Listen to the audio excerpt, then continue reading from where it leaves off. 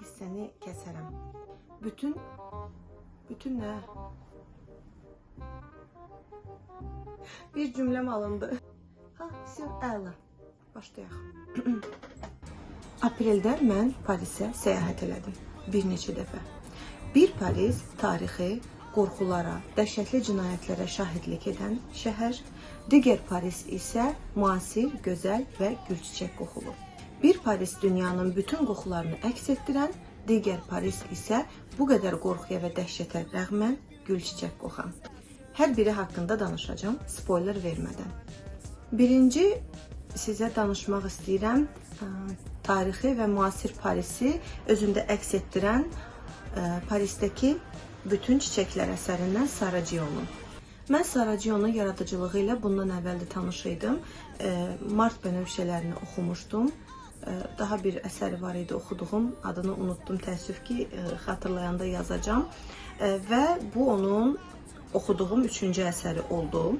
Kitabın annotasiyasına, süjet xəttinə baxsaq, burada iki qadından bəhs edir. Caroline və Selin.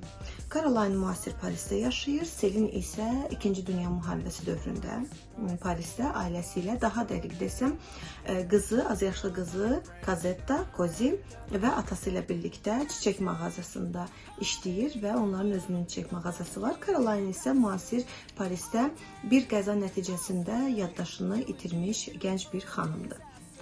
Və hadisələr də bir-biri ilə əslində əlaqəli deyil. Yəni biz əvvəlcə Caroline ilə tanış oluruq, daha sonra Selinin həyatından bir hissə görürük. Müntəzəm olaraq dəyişir. Bir hissə Caroline'dan, bir hissə isə Selindən bəhs edir bu əsərdə. Amma orada bir məqam olur.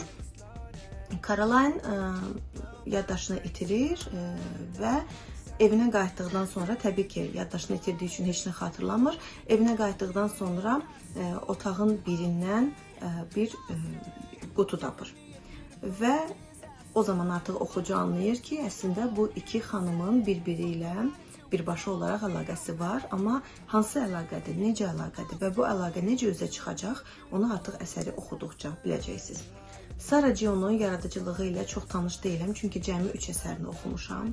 Ona görə də bəlkə də onun haqqında danışmaq üçün hələ tezdir. Sadəcə bu 3 əsərdə mən bir şeyə fikir vermişəm ki, Sarajevo'nun qələmi bəsitdir, yüngüldür. Düzdür, axıcıdır, amma təsvir gücü filan güclü deyil. Yəni, mən bir dəfə videoların birində demişdim ki, ağır əsərlərdən sonra yorulanda daha yüngül, daha az yoran və yaxud ümumiyyətlə yormayan əsərləri oxumağı sevirəm ki, bir qədər dincəlim. Səyahətə də özünüzlə götürə bilərsiniz bu arada həmin dediyim yormayan kitabları. O kitablardan biri də məhz bu əsərdir. Filmə baxanda, filmdə o səhnəni musiqi ilə, hər hansı bir kədərli səhnəni musiqi ilə, baxışlarla, hərəkətlərlə bizə elə ötürürlər ki, kövrələ bilirik, amma əsəri oxuyarkən bu anı yaşamaq nadir hallarda olur. Mən elə düşünürəm. Yəni, kimsə bəlkə çox duyğusaldır və həqiqətən də hər kədərli hadisədən kövrələ bilir. Mən nadir hallarda kitab oxuyanda kövrəlirəm.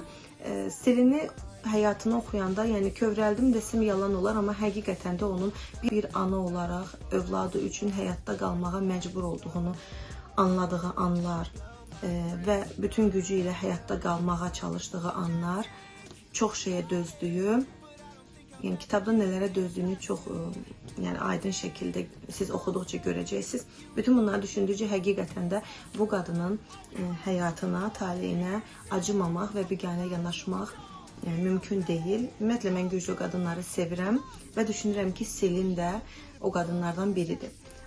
Əgər siz Sarajevo'nun əsərləri ilə tanışsınızsa, mənə rəylərdə mütləq bildirin. Daha sonra onun hansı kitabını oxuyun. Çox ümid edirəm ki, bu kitaba görə, daha doğrusu üz qabığına görə YouTube məni bloklamayacaq. Mən neyim? Əlimdən tutun. Növbəti kitab Ətriyyatçı. Əslində bu kitab haqqında saatlarla danışa bilərəm, həqiqətən də. Və ona görə də elə düşündüm ki, onsuz da bu videoda spoiler verməyəcəm, amma daha sonra Ətriyatçı filmi ilə kitabı qarşılaşdıracağım bir videomuz olacaq. Orada ətraflı həm kitab haqqında, həm də film haqqında danışacağım və hər ikisinin sujet xəttini qarşılaşdıracağım. Amma bircə onu demək istəyirəm ki, yəni bu kitabın sujet xətti ilə tanış olmuş olsam belə ki, əvvəlcə videosunu, filmini izləmişdim. Yəni mütləq bu əsəri düşünürəm ki, oxumaq lazımdır. Əgər filmi daha gözəl anlamaq istəyirsinizsə, əsəri oxuyun. Və mən bu kitab haqqında kiçik bir araşdırma edəndə bildim ki, Patrik Süskind müəllif bu kitabı yazmaq üçün illərlə hazırlaşıb.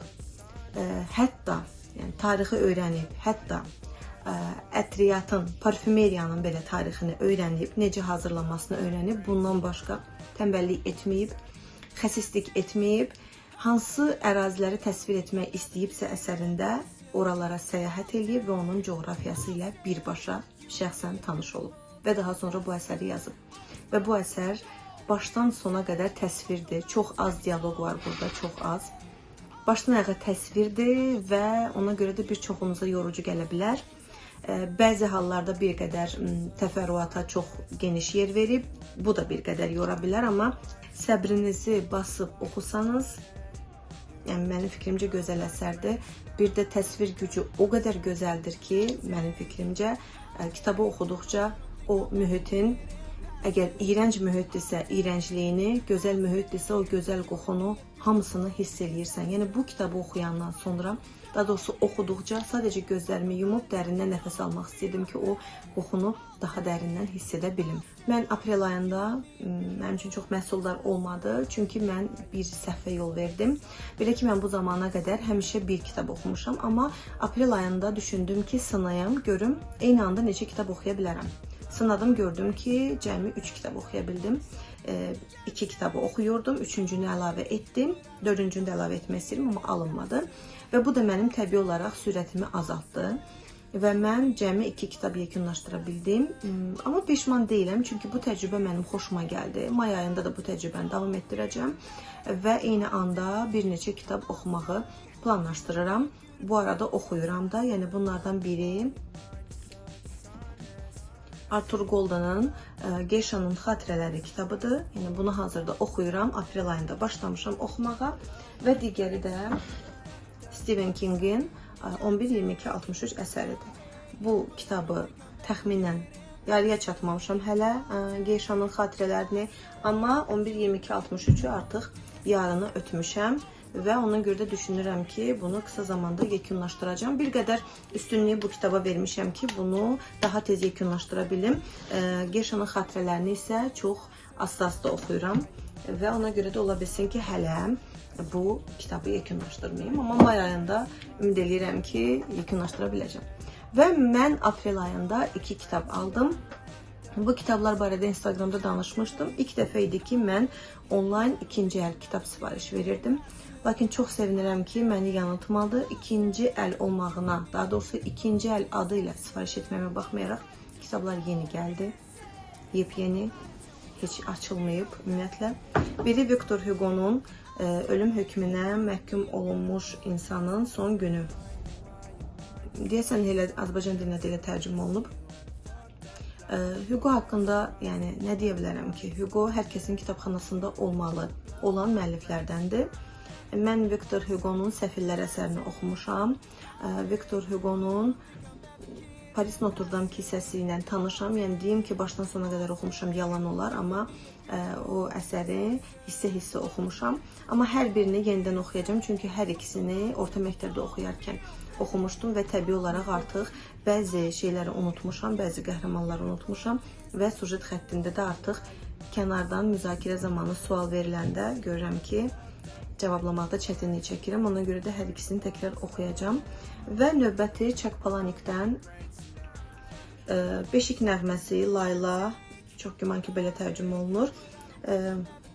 Bu kitabı aldım. Ümumiyyətlə, Chuck Palahniuk haqqında oxuyanda mən internetdə bir cümlə diqqətimi çəkdi. Deyir, Chuck Palahniuk qaranlıq hadisələri, qaranlığı, yəni buna mrak deyirlər rus dilində, bilmirəm Azərbaycanca necə onu tərcümə edeyim, o zülməti ədəbiyyata çevirə bilən insandır.